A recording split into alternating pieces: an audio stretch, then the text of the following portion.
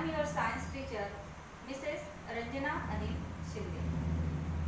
From today, I am going to teach you your science subject. First of all, the first chapter in our science subject is living world and classification of microbes. What is the meaning of living world? In the last year, you studied it. Living means those organisms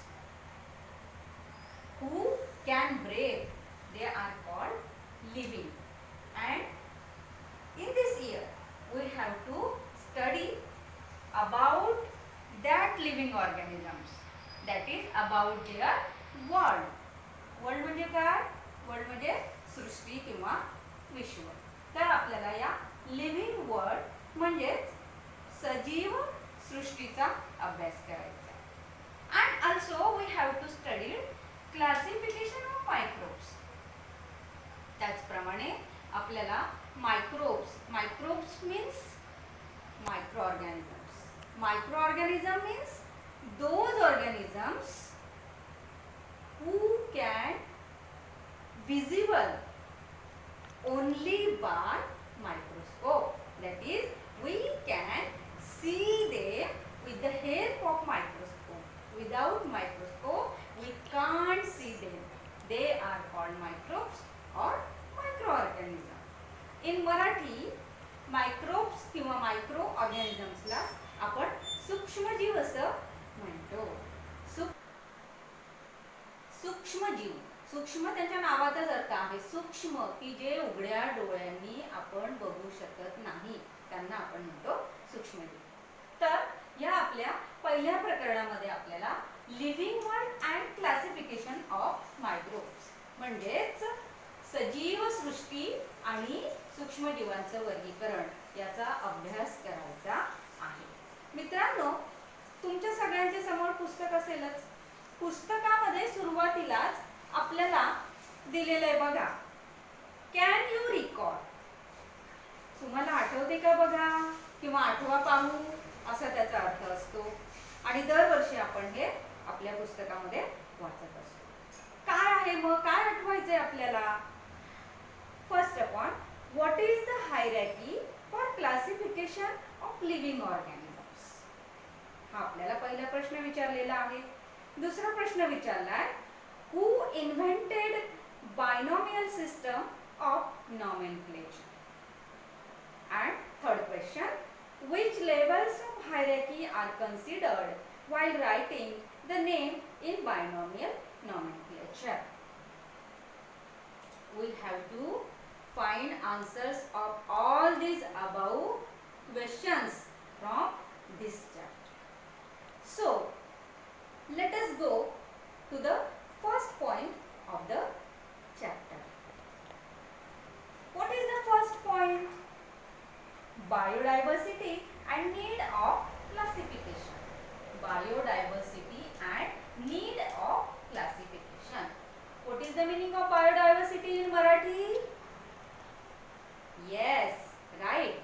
जैव विविधता. Bio and diversity. Combining these two words, the whole word is formed. That is the biodiversity. Bio means living things and diversity means variety in them. म्हणजेच सजीवांमध्ये असलेली विविधता. त्यालाच आपण proper word वापरतो आपल्या मराठी भाषेमध्ये, विज्ञानामध्ये. बायोडायव्हर्सिटी म्हणजेच जैव विविधता. And need of classification. Need म्हणजे काय? नीड म्हणजे गरज, आवश्यकता. मग इथे कशाची गरज आहे आपल्याला, कशाची आवश्यकता आहे? Classification of living organisms.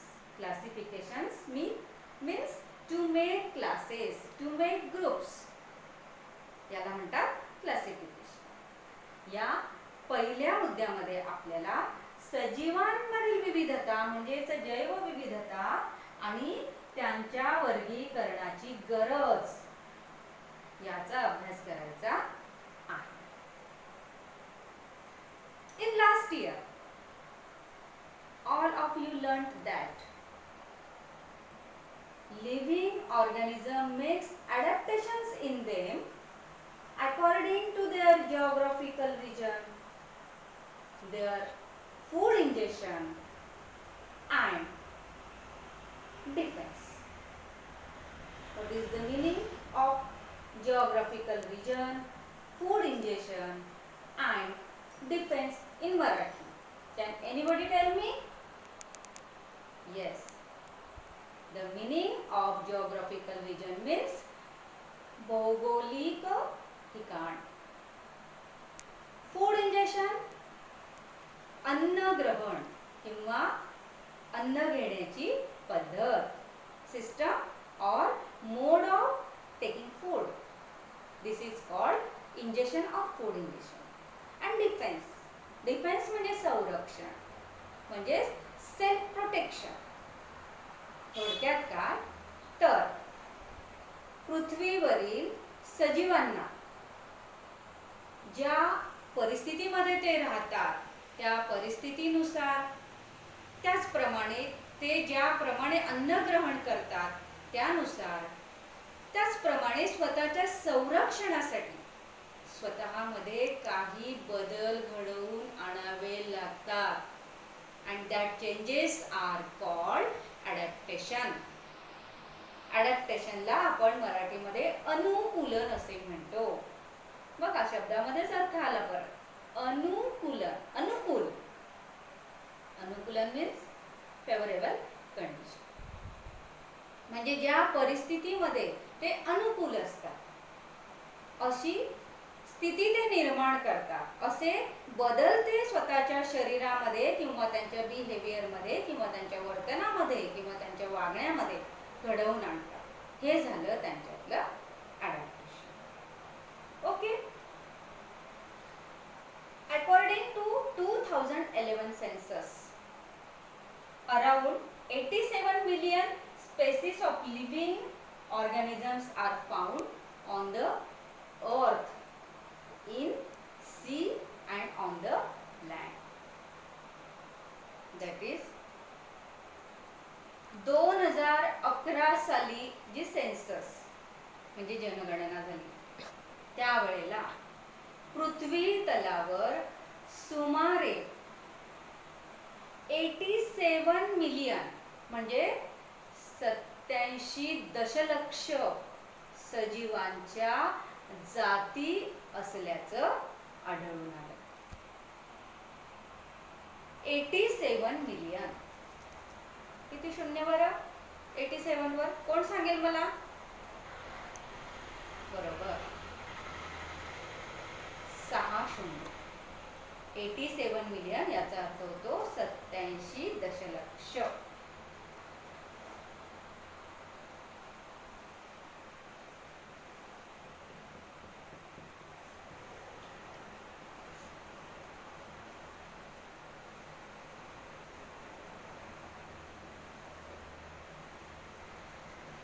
एवढ्या सजीवांच्या जाती पृथ्वी तलावर आढळून आल्या. या प्रचंड संख्येने असलेल्या सजीवांना क्लासिफिकेशन करायचं. एकदम सगळ्यांना क्लासिफिकेशन करायचं असेल शक्य आहे का? नाही, ते शक्य नाही. आणि म्हणून या सगळ्या सजीवांना क्लासिफिकेशन करण्यासाठी म्हणजे त्यांचं वर्गीकरण करण्यासाठी त्यांचे ग्रुप्स आणि सब ग्रुप्स तयार करण्यात आले. त्यांचे वर्ग आणि उपवर्ग तयार करण्यात आले. For making their groups and subgroups it is considered the similarities and differences in them.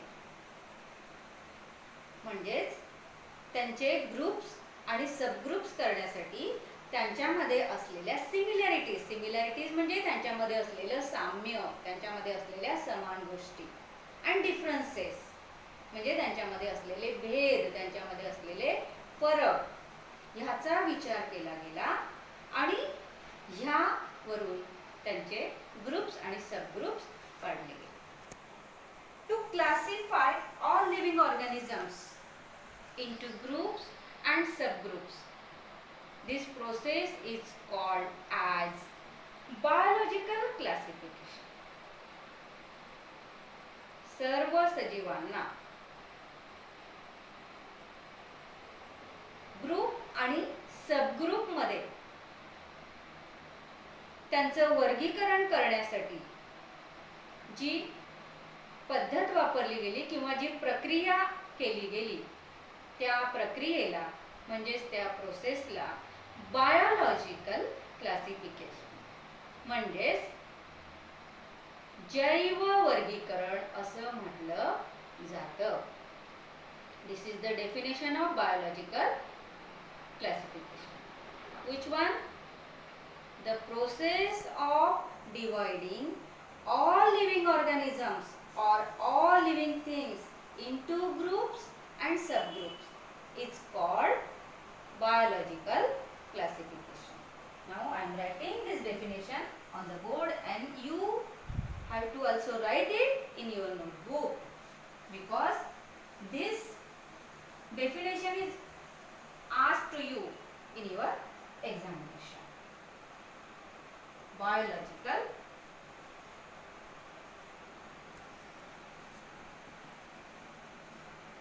classification.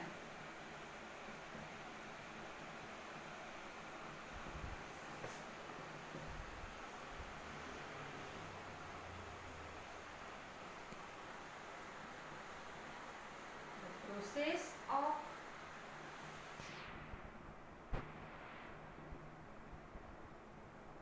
dividing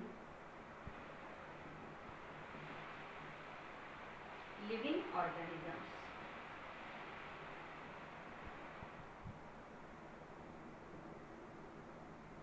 into groups and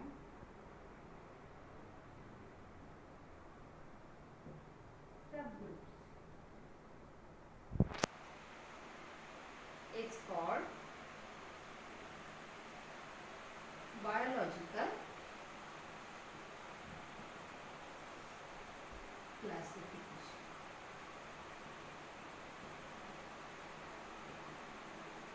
Write it in your notebook.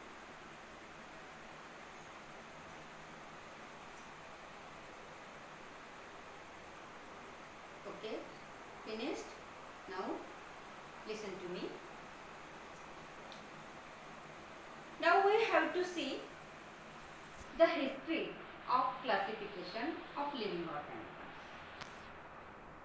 In 1735, firstly, the scientist Carl Linnaeus divided living birds or living organisms into two kingdoms.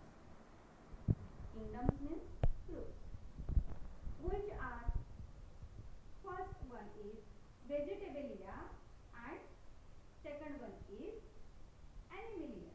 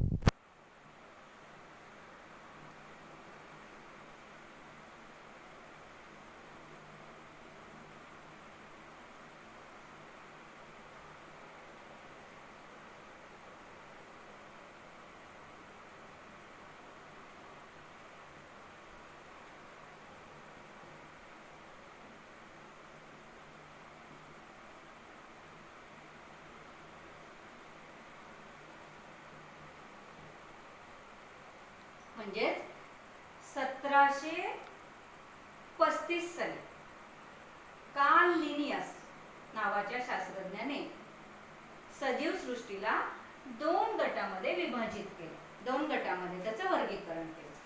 त्यातला पहिला गट होता वनस्पतींचा, त्याला नाव दिलं व्हेजिटेबिलिया. आणि दुसरा गट होता प्राण्यांचा म्हणजे ॲनिमल. त्यानंतर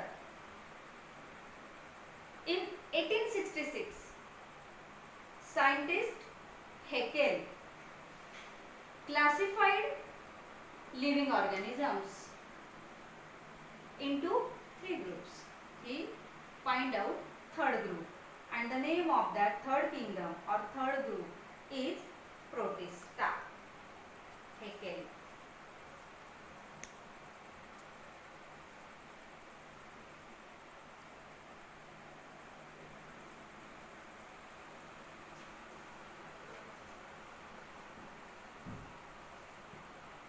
म्हणजे हेकेलने 1866 साली जगासमोर 3 गट आणले, प्राण्यांचे 3 सृष्टी जगासमोर आणल्या. किंगडम म्हणजे सृष्टी. कोणत्या कोणत्या? Vegetables, animals and protist. After that in 1925 चॅटन, he is also scientist, he created 2 groups, prokaryotes and eukaryotes. म्हणजे 1925 साली हेकेल नंतर चॅटन नावाचा एक शास्त्रज्ञ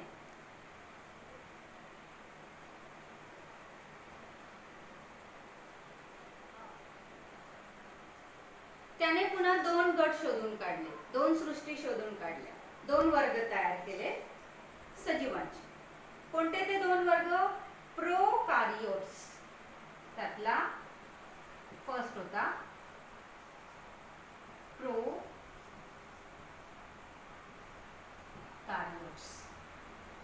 and second one eukaryotes.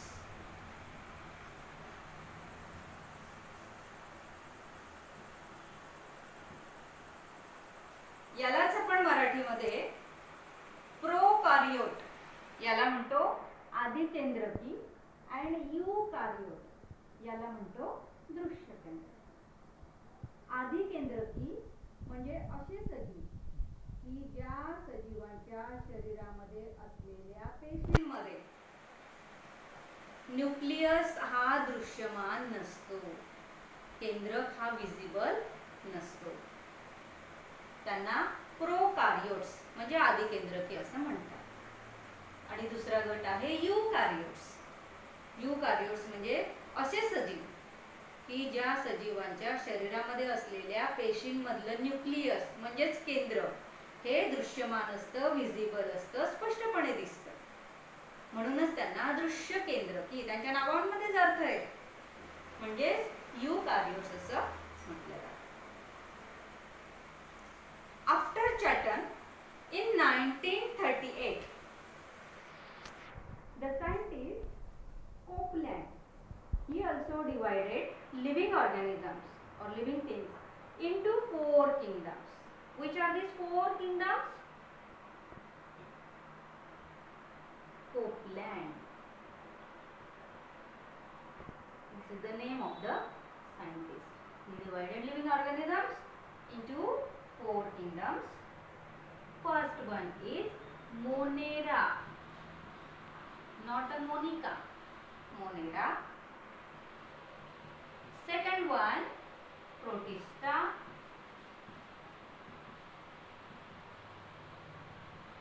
Third one, plants. And fourth one, of course, animals. म्हणजेच प्राणी. सगळ्यात शेवटी म्हणजे 1938 साली कोपलँड नावाच्या शास्त्रज्ञाने सजीव सृष्टीचे 4 गट केले. कोणते कोणते ते 4 गट?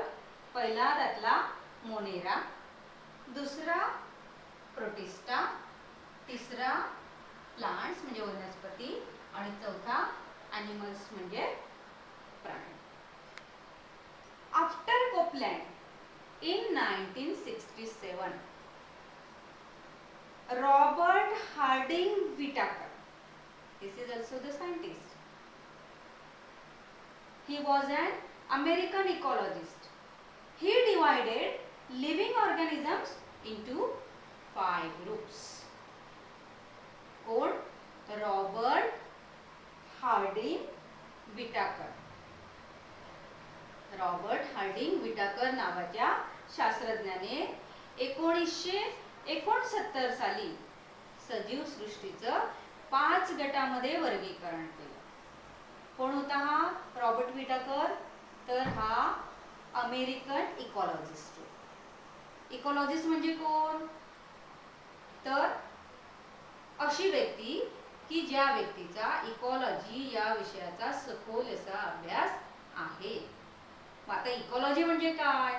तर इकॉलॉजीला आपण मराठीमध्ये परिस्थितिकी तज्ञ असा शब्द वापरू शकतो. म्हणजे अशी व्यक्ती की ज्या व्यक्तीचा इकॉलॉजीचा गाढा असा अभ्यास आहे. असा हा विटाकर याने सजीव सृष्टीचं 5 गटामध्ये वर्गीकरण केलं. आणि हे 5 किंगडम्स म्हणजे 5 गट तयार करत असताना त्याने काही क्रायटेरियाज, काही निकष वापरले आणि या निकषांच्या आधारे मग त्याने हे 5 किंगडम्स तयार केले. मग हे 5 निकष कोणते कोणते निकष त्याने अंमलात आणले या सगळ्यांचा अभ्यास आपण करणार आहोत.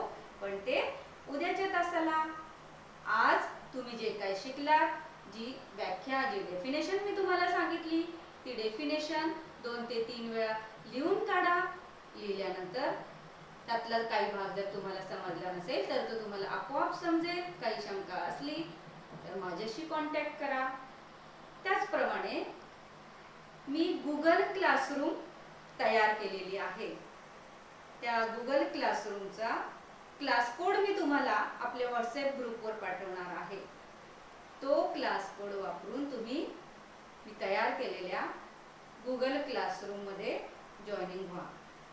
त्यामुळे आपल्यामध्ये कम्युनिकेशन राहील आणि तुम्हाला ज्या काय शंका असतील त्या शंका कमेंट बॉक्समध्ये तुम्ही मला पाठवू शकता आणि तुमच्या शंकांचं निरसन मी त्यावरून करू शकतो. तोपर्यंत आपण थांबूया. उद्या पुन्हा भेटूया.